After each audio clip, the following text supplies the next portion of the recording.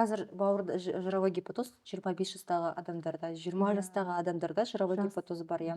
Қайта біз бұрында университет кезінде жировой гепатозды 50-60 жасындағы адамда, там алкоголь ішетін адамдарда сондай да болатын еді ғой. Қазіргі таңда жировой гепатоз бір әр 10-15 адамда бар шығар, үлкен кісілерде, иә. Ересек адамдарда. Ересек адамдарда, иә. Әсіресе қазір балаларда да өт жолдарымен, бауырмен проблемалар өте көп. Осы өт жолдарға байланысты өт жолдарының дискинезиясы, ДЖВП дейді ғой. Бұл бала өсе келе кететін жағдай ма, әлде бұл бала сонымен туылады және өмір бойы сол ДЖВП қалады ма? Себебі мысалы балаларды УЗИге жүрсен, міндетті түрде әр екінші бала ДЖВП деген диагнозбен келеді. Иә, себебі жаңа баланың ас қорыту жүйесі әлі нәзік қой, толық дамымаған. Ол жас өсе келе жаңа баланың физикалық жүктілігіне байланысты, жаңағы барлық ағзасының дұрыс жұмыс жасау, зат алмасу үрдісіне де байланысты болады. Егер барлығы қалыпты жүрсе, ондай бала өзі өсе келе жаңағы ДЖВП жойылады. Иә, кетіп қалады. Яғни кетіп қалады. Иә, яғни кетіп қалады. Бірақ ол ДЖВП кеткен күннің өзінде қазіргі балаларда өттің жаңағы қоюлауы. Иә, сладж дейміз ғой, өт қоюланып қалған, өт сыртқа қарай шекке қарай дұрыс шықпайды. Ол жаңағы неге байланысты, сол тамақпен қоректенді, май жеткіліксіздігі осыған байланысты болады. Яғни егер сіз рационда май қолданбасаңыз, әрине сіздің өтіңіз бөлінбейді, иә, ол жинала береді. Ал ДЖВП-ны жиі ата-аналар қалай айтады, ДЖВП деген диагнозбен келеді, қағазбен, болды бізде загиб, бізге ем жазып беріңіз. Жарайды, жазып берейік та ем бір айға, там 2 аптаға, бірақ ол ДЖВП ешқайда кетпейді.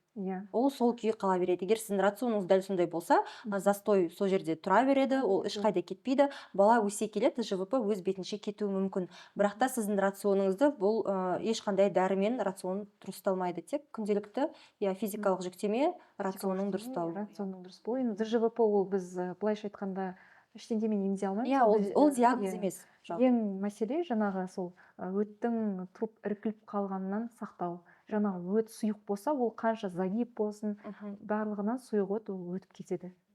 Және іш қату, бұл әрине егер балада өт тұрып қалса, әрине ода іш қату болады. Бұл бірінен бірі шығатын цепочка, Егер балада мысалы бала 6 ай, 7 ай, балада іш қату болса, біздің тактика, классикалық педиатрлардың тактикасы ол макроголдарды беру, немесе іштегі калды жұмсартатын препараттарды береміз, сол арқылы біз тек калды жұмсарту арқылы жұмыс істейміз. Яғни ол функционалды запор болған үшін, ол біраз уақыттан кейін өзі кету керек, самостоятельно.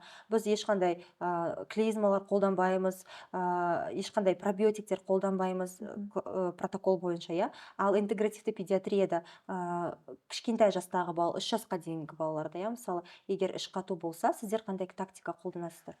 Біз жаңа айтқандай ағзаның бір тұсас қараймыз да, оның жаңа митохондриалды дисфункциясы, митохондриясының бұзылысы болса, жаңа энергия жетпей жатыр ғой, ас қорыту жолдарында бізде негізі бұлшықетте және асқазан ішек жолдарында сол жасушалары өте бай, жаңағы неге митохондрияға өте бай.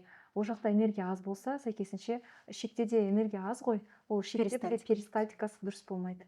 Ол бірінші мәселе. Екінші мәселе неге байланысты?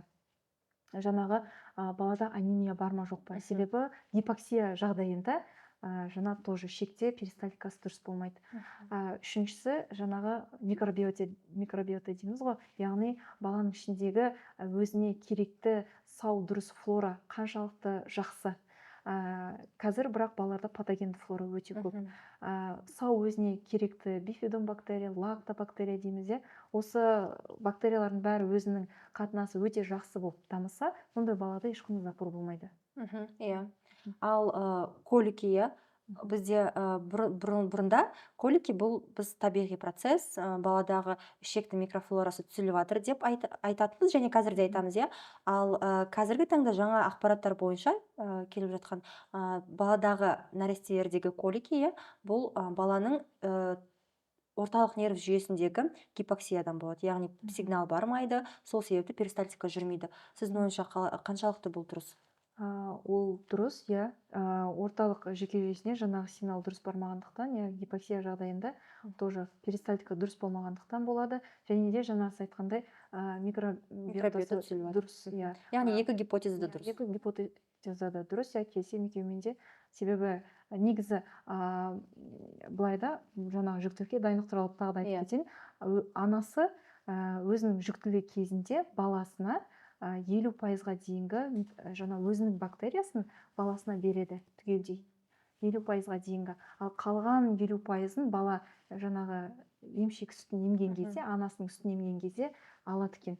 Сонда анасының ішегіндегі микрофлорасы, микробиотасы бай, сондай күшті болса, тура соны өзінің баласына береді.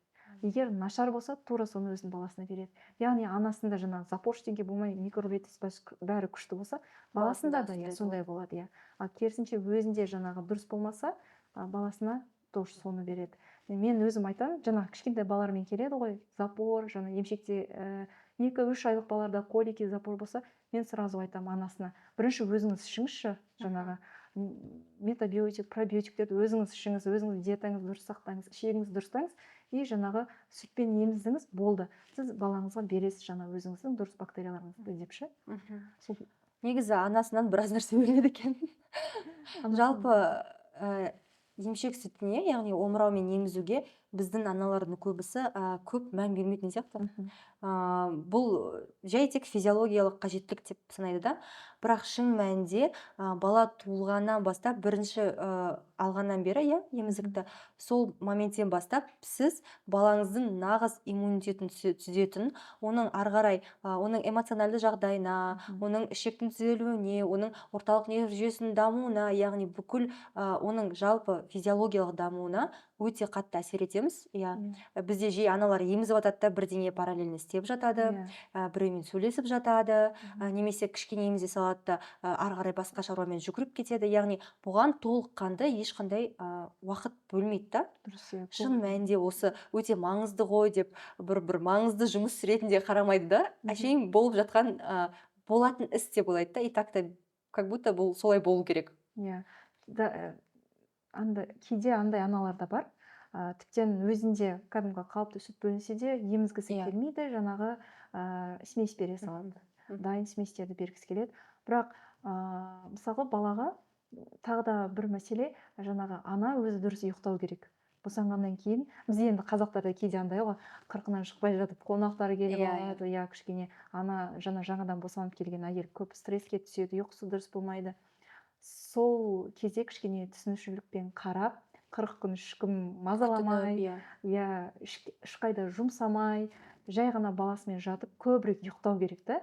Себебі жаңағы ана ұйықтаған кезде мелатонин бөлінеді, гормон. Ал кішкентай жаңадан туылған балада жаңа жүйке жүйесі, миы әлі толық дамымағандықтан ол мелатонин гормон балада мүлде бөлінбейді. Ол тек қана өзінің анасынан ғана алады да, жаңағы сүт арқылы алады. Сол себепті бала, мысалға, кейбір балалар болады, қарасаңыз, күшті ұйықтайды, кәдімгі өзінің уақытысымен жақсы ұйықтайды. Кейбір балалар жылай береді, дұрыс ұйықтамайды, жарты сағат ұйықтайды, 2 сағат жылайды, тағы да жарты сағат ұйықтайды, сөйтеді. Енді ондай анасынан сұрасаң, жаңағы анасы өзі стрессте, өзінің ұйқысы дұрыс емес, сондай болып жүрген ана. Ал жаңа баласы дұрыс ұйықтайтын анадан сұрасаң, ол керісінше көп ұйықтайды, өзі расслабиться, без стресса, сондай күшті жеген ана. Яғни айтқым келгені, ана өзі дұрыс ұйықтаса, мелатонин балаға береді. Ондай бала өте жақсы ұйықтайды, ұйқысы да тыныш болады. Ал анасы дұрыс ұйықтамаса, сәйкесінше мелатонин гормон өз анасында дұрыс бөлініп жатқан жоқ.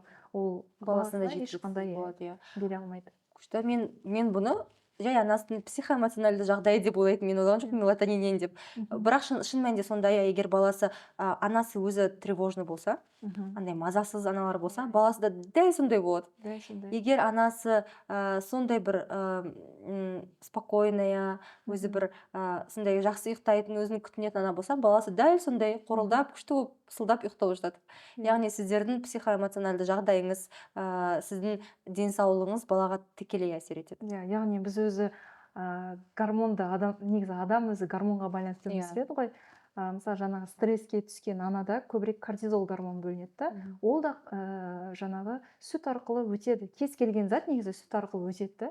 яғни жаңағы әйел адам денесіне көбірек кортизол бар болса, ол баласына беріледі да, баласы да тура сондай болады, жаңағы айтып кеткендей мазасыз, жылаңқы, сондай болады. Себебі ол анасы жаңағы өзі стрессте, өзінің кортизолы көп, өзі мазасыз, баласы да сондай. Ал керісінше жаңағы окситоцин дейміз ғой, окситоцины көбірек ана бар болса, ондайлар көрініп тұрады. Жаңағы күллі, настроениесі күшті, өзінің баласына деген махаббаты күшті, жаңа жан жақтағы адамдарға өзінің энергиясын шашып береді да, оның да баласы дәл сондай болады, сондай. Себебі ол өзінің анасынан алады ғой окситоцинді. Сол себепті оның да баласы сондай жақсы болады. Сондықтан балам кімге ұқсады десеңіз, дәл сізге ұқсаған болып шығады ғой сонда. Және аналар қазір жүктілікке анемиямен барады да. Темір тапшылықты анемия